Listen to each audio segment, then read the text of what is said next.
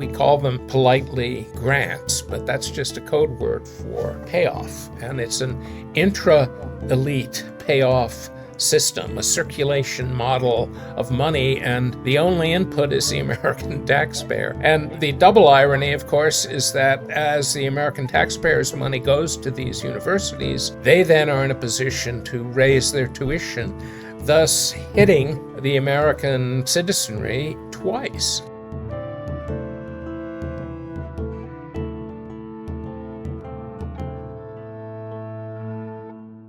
The Friends of History Debating Society, Londinium Chronicles. I'm John Batchelor, but I'm slipping now into my robes. I'm Gaius. It is Londinium, 91 AD, a beautiful spring evening. Germanicus is here, Vlahos, and we have our second cup of wine, and we're addressing immediately the 21st century. We have things to say about our century. All is well here in Londinium, 30,000 people, sometimes more, with lots of retired centurions and very good shopping. The emperor is far away. Domitian is deeply troubled. He's both generous and whimsical and cruel.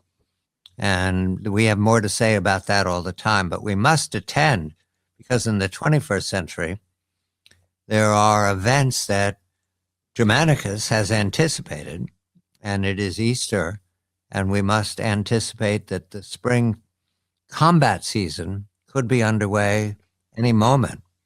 The ground is drying out from the mud, and there is rumor that the Russians have an offensive underway.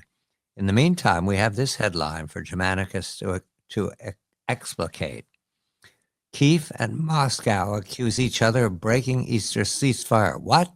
A ceasefire on Easter? The apparent failure to observe even an Easter ceasefire shows just how hard it will be for Donald Trump to achieve his aim of clinching a lasting deal. Lots of confusion. However, Germanicus will again return us to his reservation about Ukraine and his confidence in Russia. Germanicus, a very good evening to you. The ceasefire was a surprise. Vladimir Putin stole the headline, took center stage, and said a ceasefire for Easter. What I liked about it right away is that he put us in the religious calendar. Good evening to you, Germanicus. Good evening, Gaius. The ceasefire is a political artifact, a tool that has changed over the course of many different wars across, I'd say the last century. And it has now become an active measure in the sense that ceasefires are invoked in order to steal a public relations march on social media. And so it becomes just what we've seen over the last day. It's a way to get in a little extra advantage in the hearts and minds of the watching world.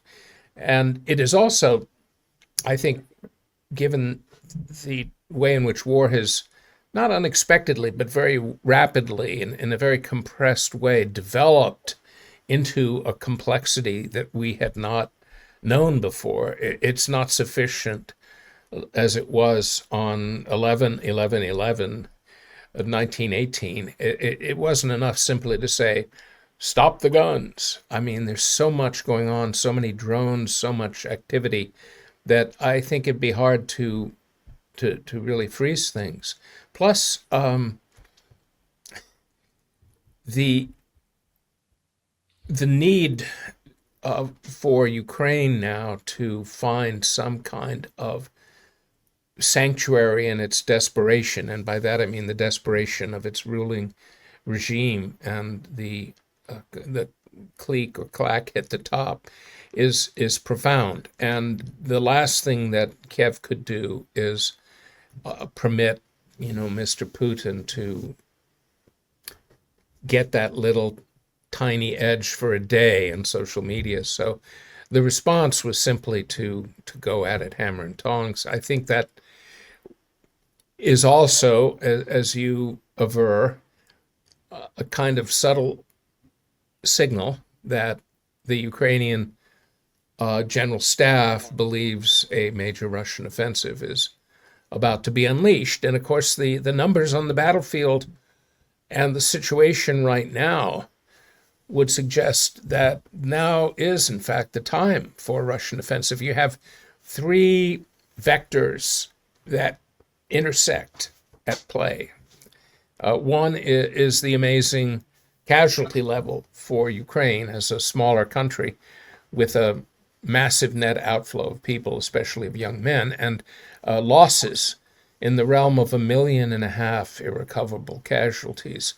A colleague and friend of mine, Alex Vershinin, in the magazine Russia Matters, has a magnificent piece where he goes through an incredible granular, tragic detail, the losses that Ukraine has suffered over the last 3 years. And his figures are very much the ones that I published into articles in the last year. And it tends to suggest that this is the final phase that is approaching. Now, that's one element. Then there's the element of a frustrated emperor, Mr. Trump, who is realizing several things. He's realizing that he can't solve this quickly. He's realizing that it's a tar baby for him, and that very soon, if he goes down that road or jumps into that briar patch, that he is going to own the war completely, and that would be the worst thing that could possibly happen. It could sink his presidency. And finally, there is enormous opportunity for Russia, and Russia needs to do something quickly, and for this reason. Given the fact that the U.S. may be pulling back, not just its support for Ukraine, but washing its hands of Ukraine entirely, it is highly likely that Europe will try to get engaged somehow. And it is extremely important for Russia not to be in a position where the war escalates and the blame is placed on Moscow. In other words, if the Europeans, especially the French, as Macron has sort of declared, even promised that troops would be going into Odessa very soon, it's no good for Mr. Putin to find himself destroying NATO formations, even if they're not there in a NATO capacity. So it's a moment to move right now, and it could bear fruit, and it's an opportunity that won't come again. If things stay bogged down through the summer, then it's only going to put Russia's goals increasingly out of reach. There is expected another meeting between the U.S., Washington, and the Kremlin this new week in Rome. And that promises to give us more information about what the battlefield looks like. But at the same time, last week there was rumor or talk that the U.S. had already made it clear to Ukraine that Crimea is gone, is Russian. Now, at no point in the last 3 years have I heard Kyiv acknowledge that. They have it has repeatedly said, we want everything back and then the war will stop. It very much looks to me as if the challenge here is what to do about Kyiv. Yes. Well, unfortunately, Kiev wants to keep the war going because when we say Kiev, what we mean is the regime and its top people. They want the war to go on because they can't survive without the war, I think, because a defeat would be dangerous for all of those. It strikes everyone observing that the idea that you're going to regain Crimea is fantastic or obstreperous or ignorant. I don't know what it is. Well, nothing will be gained from what exists now. And unfortunately for Ukraine's prospects, Russia's demands go beyond the current line of contact. So it's a real problem. The regime must change. Right. the 4 provinces and Crimea become Russia: Kherson, Zaporizhia, Luhansk, Donetsk, and Crimea, and Ukraine disarm and not join NATO. Those are the 3 major. There are others. Those are the 3 majors, and that's been repeated for several times. Yes. All of those strike me as negotiable, but Yes, absolutely. keeps saying that we will not make peace until we regain all of our territory, including Crimea. Where does that come from, Germanicus? Oh, some of it comes from mainly London and also some from France. Um, the the European powers, if we want to accord them that plaudit, the European powers are watching the U.S. potentially departing the scene, Right. and they want the war to continue because as long as the war continues, then there is a Russian threat, and as long as there is a Russian threat, then these beleaguered elite regimes can stay in power because they have the threat as a dispensation and as a way of maintaining authority, disallowing elections, disallowing opposition parties. So it is a kind of a unanimity, I think, among at least Paris and London and Kiev to keep the war going. And that can be done as long as Europe can keep supplying Ukraine enough stuff, including money, to keep stumbling along. And I think that kind of is the way that they are seeing things going, and they find that preferable to a solution because a solution would leave them as the losers. You've solved it, Germanicus, and I believe that the Trump administration has solved it, and we certainly know the Kremlin has solved it. So that leaves one element to make a concession in Rome this week, or Yes. let's come home because we don't want to get stuck with Kiev. For heaven's sakes, the scale of this war now turns into, I'm not even sure that there is any comparable example in Rome. I mean, if someone ambushed a legion, we send out another one and another one and another one. Yes. Negotiate. We're light at heart now because we're talking about old Harvard, not at a football match, not even in terms of its prestige. But the breaking news is that Harvard is beleaguered by the Trump administration, and the comments suggest that Harvard has not prepared for the present dispute. As I understand it, and it changes, and we're in the 1st century AD, and our understanding of elite institutions in the 21st century has limits, although we do have experience.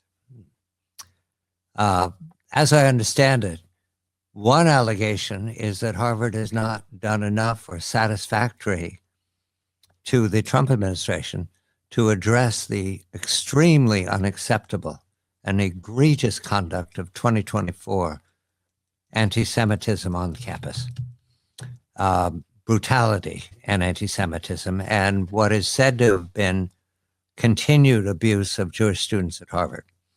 The administration says that Harvard's not done enough. There is also talk of the DEI not being rooted out at Harvard as directed by the administration. There are probably other things to say, but the administration is wielding the club of research money and the sort of thing that passes between Washington and elite universities. Grants, that's the club. And right now, the opinion of what I take from the news from Harvard is that we're not going to accede to your demands, as did Columbia, and therefore we're going to court. Germanicus, I know this doesn't come to existential questions. It's about pride and about challenge. What do you measure is Harvard's ambition here? Are they just surprised? Are they just stuck and stubborn? They lost an election. Surely they knew this was coming. Of course they didn't. I think the general expectation among the entrenched elites as Lenin called them, the commanding heights of capitalism, believed that they would be in control of American society forever, for the foreseeable future. They didn't expect full one party rule, but they certainly expected that their sensibility would remain dominant. And they were the ruling class and would always remain so. And so I think they're surprised and shaken, and everything is coming home to roost for them, because what we're seeing here, and what's particularly unsettling about the relationship between Harvard and other American universities, so-called great universities, is that they have been feeding off the taxpayer. They've been receiving money that amounts to a kind of squeeze. We call them politely grants, but that's just a code word for payoff. And it's an intra-elite payoff system, a circulation model of money, and the only input is the American taxpayer. And the double irony, of course, is that as the American taxpayers' money goes to these universities, they then are in a position to raise their tuition, thus hitting the American citizenry twice. And that has to come to an end. And what is a kind of not poetic justice, it's not that good, but it is rough justice at least, is that they willingly became the creatures of the U.S. government. And so they're no longer a private institution. They are like those quasi-state institutions in the Third Reich. I mean, Krupp in the 1930s was still a titularly independent industrial corporation, but it was totally in the thrall of the Nazi Reich. And the same is true of all of these universities. So they're not independent, and they only choose to be recalcitrant when their money is being taken away. And they've got themselves in the situation where they, having taken the money, are now in a position to be told what to do by the government. And they're just in a very difficult position. And the only proper course of integrity would be for them to renounce government money completely and then say, you can't touch us. The puzzle I have is what preparation was made for this day. When Columbia acceded to the demands of the federal government, I think something like the whole departments have to come under supervision. Yeah.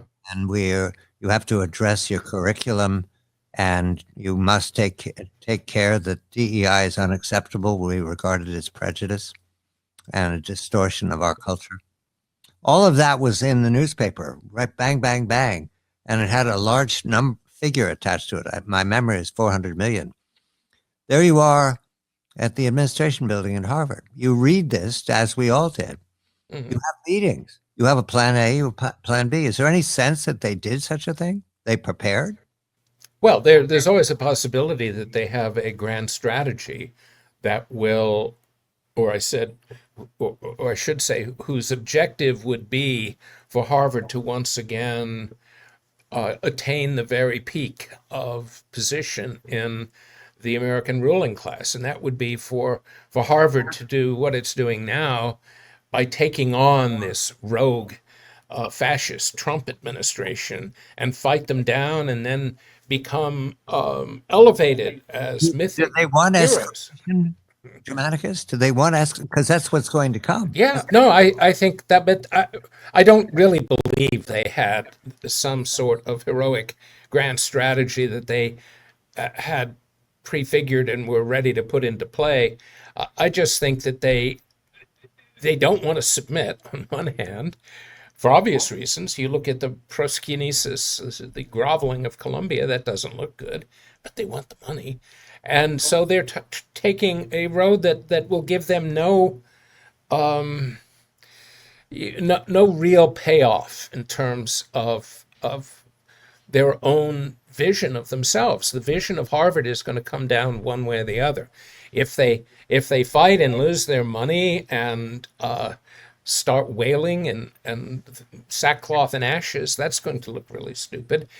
If they submit, it will be like Colombia. That will look pathetic. And their only reasonable route is the one that I don't see them taking, which is to renounce the money. No, that's not possible, because Yeah, they'll be abandoned. right. I just see a system.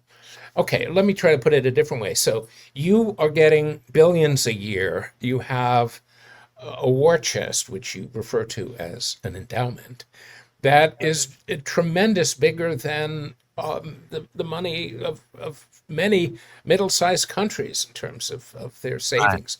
And you can't imagine that that would end and end on what to them must look like capricious circumstances. What did we do to deserve this? How could this have happened? So and remember, these are corporate entities that are kind of a cross between a, a, a blue bureaucracy and a gentleman's club.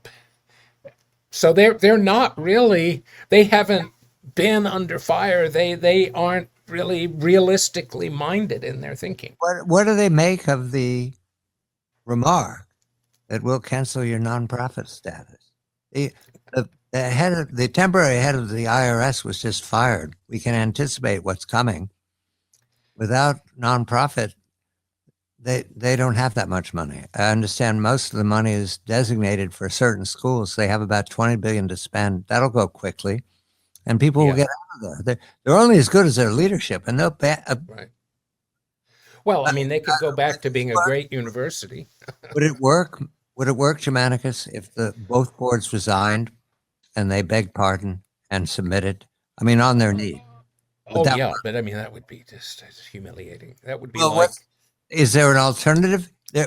We Romans understand when you're given an opportunity to surrender, you take it. well, Columbia prostrated itself, but Harvard at this point now would have to go to Canassa. You know, when the Holy Roman Emperor walked on his knees through the Do snow they to the know that Pope. America is cheering for the administration? Do they recognize that they're the most just? Yeah. Okay, well, here is yet another way to look at it, or at least frame it. They have to do two things at once. Having not taken precautions, having not done a good assessment of the situation, at least as far back as November, they're now in a situation where they have to make an assessment as to what the outcome of different courses of action would be. And that the outcomes don't look very good. Well, one of them looks like heroic impoverishment. The other one looks like being a eunuch owned by the state, and they haven't figured that out. And so it's hard to craft a strategy when you haven't even stood back and made a good assessment of where you stand and what is available to you. Germanicus is Michael Vlahos. Gaius is John Batchelor. We're in Londinium enjoying ourselves with our second cup of wine. We have reflections on, we're going to the theater, and we have reflections on Terence, the playwright, and why it is that he empowers and enjoys talking about slaves, slave girls, slave young men, slaves entirely in wealthy houses. Why is that funny to him when we come back? And eunuchs too. And eunuchs, thank you. Although our Domitian, I think, forbid it for a while. And we've dealt with, like stair steps, the grave situation of Ukraine, where there does not seem to be an accommodation available in the Kiev government. And the less than grave, but certainly fascinating situation of Harvard, where nobody likes Harvard. Not even Harvard likes Harvard, but they're faced with an existential risk, which is losing their nonprofit status. That pretty much means strangulation. So we'll turn to something that's really lighthearted. Our great Roman playwright, Terence, who was born in Carthage in a slave family. And this is several hundred years before Germanicus and I were available. We'd learned this in school. But I'm here because we have Terence plays in town. There's a theater company that comes to Londinium. We've demanded they stay another week because they do wonderful performances. They're all comedies, although it's not what you in the 21st century regard as comedy. We don't do stand-up. We do puns and remarks, and we find it funny when they're happy endings. We think that's funny. But with Terence, there are always slaves involved, and as Germanicus says, eunuchs. And what's striking is the Romans see this as irony, that a slave can rise up, become well-to-do, have children, prominent position in town, and enjoy a rich life. We Romans find this wonderful, and I'm puzzling how to translate it for the 21st century.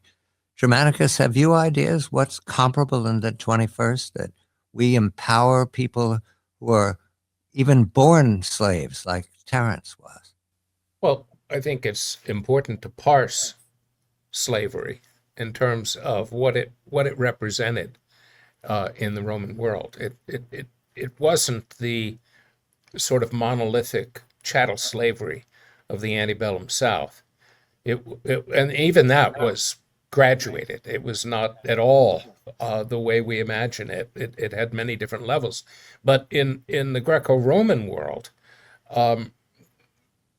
there were all sorts of, paisanos or paraki, peasants who were close to being chattel slaves. But then there were also Greeks and the well-bred, and slaves had opportunity to find education as Terence did. But what it is really shocking is how normal the idea of owning another human being was, even if the terms were gentle and open-ended, in the sense that a good owner would want to free you and eventually and help you along, which is what happened with Terence. He acquired his education with one of his owners and was then set free. But what strikes me as eerie is not only how pervasive slavery was in Rome, where 1 out of every 5 or 6 people was a slave, but also how slavery could be looked at in terms of social mobility as the kind of straitjacket for personal advancement. And that is something that I see in modern states, where you have people aren't slaves who are born to single parents or whose families can't afford to send them to, say, Harvard. But they are in the same position of having to scrape their way up, just as it was for people like Terence. And Terence is amazing. He died at a relatively young age, in his, we're not sure, late 20s, mid 30s, and he wrote plays whose verse remained central to the consciousness of antiquity, and then also to the consciousness of the Middle Ages, and then into the early modern period, certainly the 18th and 19th centuries. It's a remarkable achievement, and this kid was born into slavery. It probably because his mother was an Italian slave brought by Hannibal to Carthage. But the fact remains that the inequalities that we talk about, or that certain groups talk about, are false inequalities. The real inequality has nothing to do with race or other forms of deprived rights. It has to do with class, and in some ways, the 21st century is as Roman as our own time. Have you noted, Germanicus, this theater company that's in town, how the slaves and their boyfriends, It's invariably a slave girl with a beautiful voice. Yes. Are much smarter than the master and the father. That the master and the father are the last to know things are going on, and they always have this idea of who their son should marry and how he should carry out his life, and it never happens. Well, Now, this gets, yeah, go ahead. The- This gets back to my point earlier about slavery being normalized. So these were normal people, and it was considered also normal that they be slaves. I mean, that's very different from the antebellum South, where, you know, Negroes were considered to be inferior, even a different species and all of that. But this is different. You know, the Roman leaders would always talk about how clever their Greek slaves were, for example. And you've raised that many times. So, what is shocking about this is that Romans knew full well that these were regular people. They were equal, but there was no concept of equality, certainly not of equal rights. So it was a very remorseless society. It had social mobility, obviously. That's what each of these 6 plays of his is about, ultimately.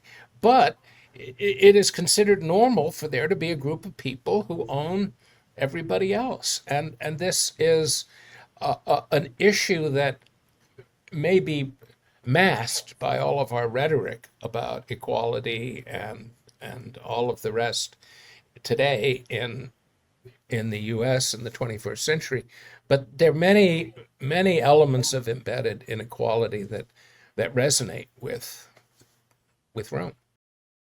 Germanicus is Michael Vlahos. Gaius is John Batchelor. We're in Londinium. It's a favorite time of ours in Londinium. Domitian is emperor, but not for long. His servants, they despise him. There will be a success in the next century, so we're confident of the future. At the same time, we're not confident of the 21st century. So tonight, when we sacrifice the great god Augustus, we'll say a word for Harvard. Also, there's the mother goddess, Easter. We should remember her. She's celebrated here in Britannia. Yes, it is Easter holiday. Forgive me, Germanicus. It's hard to think of Harvard and not break out laughing. Right. And sacrifice to Augustus, and then we're on to the theater. And we think tonight we're going to see the brothers. And the brothers, you will recognize the brothers, you in the 21st century. It's Comedy of Errors, Shakespeare. This is the Friends of History Debating Society. Thank you. I'm John Batchelor.